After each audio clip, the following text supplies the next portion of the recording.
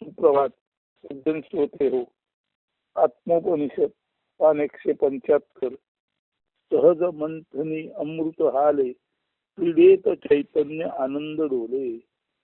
सहज मंथनी अमृत हाले क्रीडेत चैतन्य आनंद डोले. सहज मंथन करता करता म्हणजे सहज चिंतन करता करता आपल्या हृदयामधील जे आत्मतत्व आहे ते हलतं, अमृत तत्व आहे ते हलतं, आणि हे आपल्या हृदयातील आत्मतत्व अमृत तत्व हलत असताना त्या अमृत तत्वाची चैतन्याची जी क्रीडा आहे त्या चैतन्य क्रीडेमध्ये असताना मानवाचे मन जरी ध्यानात मग्न असले, मानवाचे मन ध्यानामध्ये नष्ट झालेले असले तरी ध्यानामध्ये नष्ट झालेले मन हृदयातील अमृत रूपी आत्म्याचा साक्षात्कार आणि त्याचं सुख होऊ शकतं. आणि त्या अमृत रूपी साक्षात्काराचं सुख घेता घेता ध्यान चिंतनात मग्न असलेला माणूस आनंदाने डोलत असतो. जसा एखादा नाक पुंगी वाजत असताना त्या पुंगीच्या दिशेने बघत बघत डोलत असतो, तसंच जेव्हा ध्यान चिंतनात माणूस असतो तेव्हा त्याच्या हृदयातील आत्मतत्व, त्याच्या हृदयातील अमृत तत्व म्हणजे आत्मा त्याला विविधांगी अद्भुत दृश्य दाखवतो. आणि आत्मसाक्षात्कारामध्ये गुंतलेला दंग झालेला हा ध्यानी माणूस त्या ध्यान क्रीडेमध्ये असता असता त्या चैतन्याचा आनंद घेता घेता ध्यान चिंतनात जणू काही तो तसा डोलत असतो जसा एखादा नाग पुंगीच्या दिशेने बघून डोलत असतो. तर हा त्याचा सर्वसाधारण आशय आहे. मूळ पुस्तकातून आपण सर्व अर्थ पाहू शकता. आता हे काव्य मी आपणाला म्हणून दाखवत आहे. शीर्षक आहे सहज मंथनी अमृत हाले क्रीडेत चैतन्य आनंद डोले. आता ऐका. मम अंतरात तव अंतरात एक ज्योत प्रकटे अंतरांतरात अंतरी निरंतर ज्योतिर्मय ईश ज्योत ईश एकत्वी एकल सर्वेश नामरूपाधिक सदोदित सणे जाणीवी नेणीवी सत्याचे वसणे हेची सत्य ज्ञान अज्ञान अभाव ज्ञान सूर्य कैसा जाणे काही तम भाव पूर्ण शांत परी सार असार समरस शून्य रस असार अमृत सहज मंथनी अमृत आले क्रीडेत चैतन्य आनंद डोले. इथे म्हणायचा एवढाच अर्थ आहे की माझ्या आणि तुझ्या म्हणजे एकंदरीत सर्वांच्याच हृदयात एकच प्रकाश ज्योत, एकच आत्मज्योत ज्ञान रूपाने उजळली आहे. आणि या आत्मज्योतीला ज्योतिर्मय ईश असे म्हणतात. आणि हा ज्योतिर्मय ईश हा सर्वांच्याच हृदयात आहे. म्हणून सर्वांच्या हृदयात जरी तो वेगवेगळा वाटला तरी सर्वांच्याच हृदयात एकत्वानेच सर्वत्र असलेला आत्माच तसा राहतो.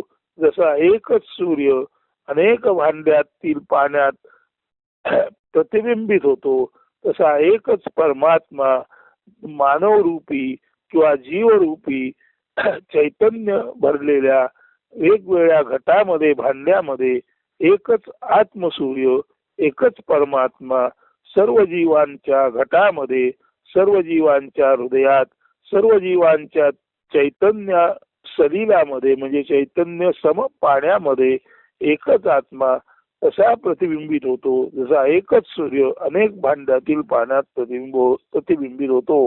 म्हणून तुमचा आत्मा माझा आत्मा असं काहीच नसतं. एकच परमात्मा सर्व जीवांच्या हृदयामध्ये प्रतिबिंबित होतो. आणि हा परमात्मा ज्योतिर्मय म्हणजे अत्यंत प्रकाशमय असतो, तो ज्ञानमय असतो, तो सद्रूप असतो, चिद्रूप असतो, आनंद रूप असतो. आणि हे सच्चिदानंद स्वरूप हेच ते ज्योतिर्मय ईश्वराचे तुमच्या आमच्यामध्ये सर्वांमध्ये असणारे प्रतिबिंब रूपात्मक दर्शन.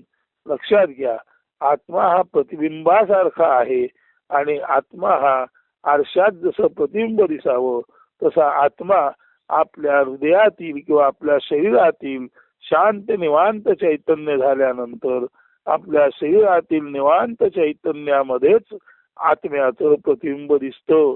म्हणून मनाचे नमन झाले की त्या नमन असलेल्या शांत असलेल्या अवस्थेमध्ये त्या चैतन्याच्या शांत निवांत संपूर्ण आशय घनतेमध्येच आत्म्याचं दर्शन होतं. आणि असा आत्मा तुमच्या माझ्या हृदयात वेगवेगळा असला तरी सर्वत्र तो एक रूपे एकत्वे ज्योतिर्मय ईश म्हणजे ज्ञान प्रकाश रूप ईश म्हणून नांदतो. आणि त्याच्या चिंतनात आपण असू तर आपणाला आपल्या संपूर्ण जीवनाचे सार्थकत्व, त्याची सार्थकता लक्षात येते, जीवनाचे वर्म आणि मर्म लक्षात येते. आपण जन्माला कशासाठी आलो, जीवनात आपण काय करणार आणि काय करता करता आपला अंत होणार हे आपल्या लक्षात येते. जसं तुकाराम महाराज म्हणतात, उत्पत्ती पाळण संवाराचे निज देणे नेले बीज त्याचे हाती, तुका म्हणे आम्हा सापडले मुळ आपणची फळ आले हाता. हेच या काव्यामध्ये सांगितलेलं आहे. आणि असा आत्मा राम नाम आणि रूप यांच्या पलीकडे वसत असतो. तो जाणीव आणि नेणीव यांच्या पलीकडे असतो. तो ज्ञान आणि अज्ञानाच्या पलीकडे असतो. म्हणून आत्मा सर्व द्वैतात्मक स्थितीच्या पलीकडे असतो. आत्मा त्रिपुरीच्या पलीकडे असतो. म्हणून आत्मा जाणीव नेणीव नाम रूप सत्य असत्य ज्ञान ज्ञान याच्या पलीकडे तो आत्मा असतो. आणि तो आत्माच आपण ध्यान चिंतनात असू तर ज्ञान सूर्य जसा आपल्याला आपल्या ज्ञानाचा प्रकाश देतो तसा हा ज्ञान भानू ज्ञान सूर्य आत्मा शांत निवांत मनी अवस्थेत ध्यान चिंतनात असताना आपलाच उलगडा आपणाला करून देतो. आणि हा जो आत्मा आहे तो पूर्ण शांत परी सार असार समरस शून्य रस असार अमृत सहज मंथनी अमृत हाले क्रियेत चैतन्य आनंद डोले.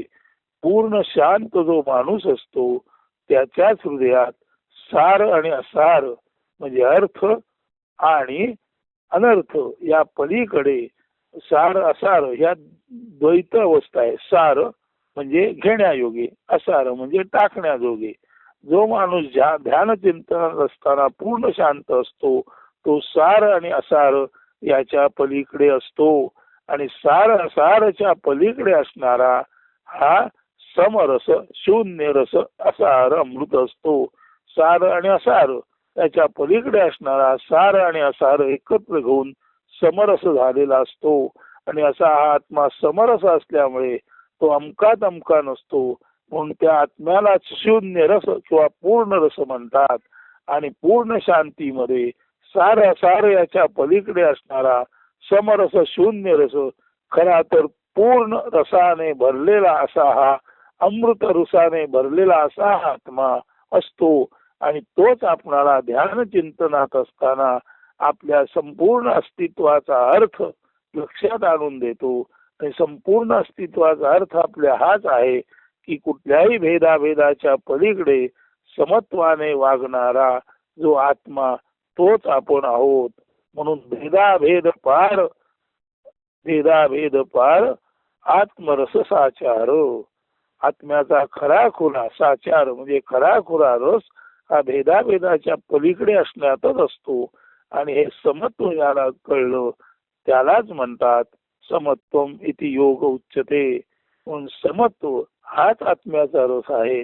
आणि ध्यान चिंतनात असताना हाच रस जसा सूर्य पाण्यात दिसतो तसा हाच चैतन्य जो रस आहे त्याच्यामध्ये आत्मसूर्याचं आपल्याला प्रतिबिंब दिसतं. आणि सहज मंथने अमृत हाले क्रीडेत चैतन्य आनंद डोले. आणि असाच सहज ध्यान चिंतनात असताना सहज मंथनात म्हणजे सत असतचा विवेक सहजासहजी करत असतानाच माणूस पूर्ण अमन होतो, शांत होतो, स्थिर होतो, दृढ होतो.